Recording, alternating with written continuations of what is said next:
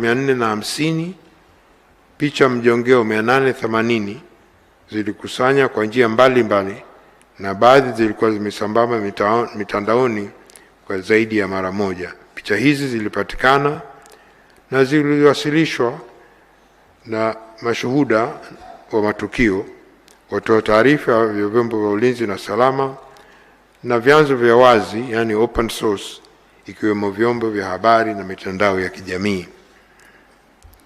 Katika kubaini uhalisia wake, baadhi ya picha zilizochambuliwa na kufanya uchunguzi wa kisayansi kwa kutumia wataalamu walioidhinishwa. Uchunguzi huo hususan kwa picha zilizokuwa zikizunguka zaidi mitandaoni na kwenye vyombo vya habari, baadhi yake zilikuwa halisi na za kweli, lakini nyingine hazikuwa halisi na zimechezewa kwa kutumia akili unde na nusu ukweli.